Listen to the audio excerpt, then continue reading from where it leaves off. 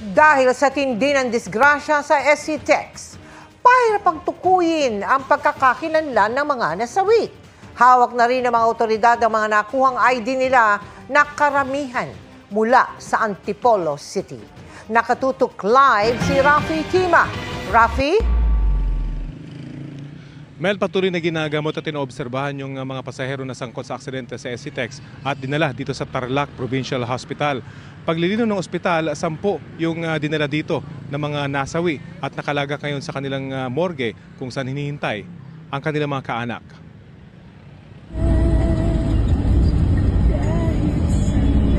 Yuping-yupi ang dalawang sasakyang ito matapos maipit sa gitna ng isang closed van at ng nakabanggang bus sa SCTEX tanghali kanina. Karamihan sa mga nasawi, sakay ng dalawang sasakyan na pitpit. Sa tindi na aksidente, hirap ang mga kawani ng ospital na kilalanin ng mga nasawi, maging ang mga lubhang sugatan at kritikal sa aksidente.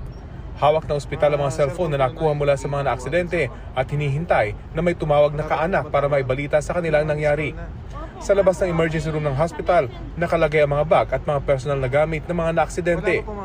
Kasama sa mga narito ngayon dito sa emergency room ng ospital at inaalagaan ng mga kawani ng Philippine Red Cross ang isang batang lalaki na edad 2 hanggang 3 taong gulang na may galos sa paa. Kanina, iyak na raw ito ng iyak at hinahanap ang kanyang mga magulang na dead on the spot sa kotseng kanilang sinasakyan.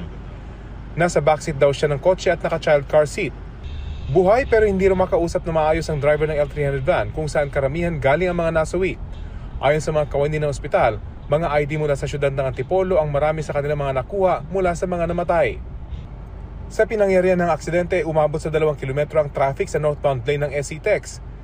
Isinara kasi ang linya kung saan nangyari ang aksidente at pina-counterflow ang mga sasakyan sa southbound lane.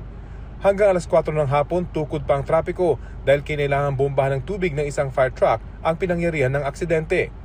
Sa gilid ng kalsada, naiwan ang bakas ng disgrasya, mga basag na bahagi ng taillight at isang maliit na life vest na galing sa nayuping van.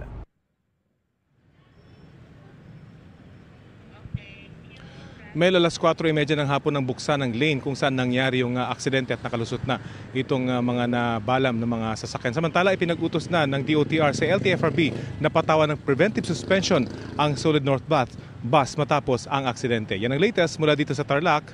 Mel? Maraming salamat sa iyo, Rafi Tima.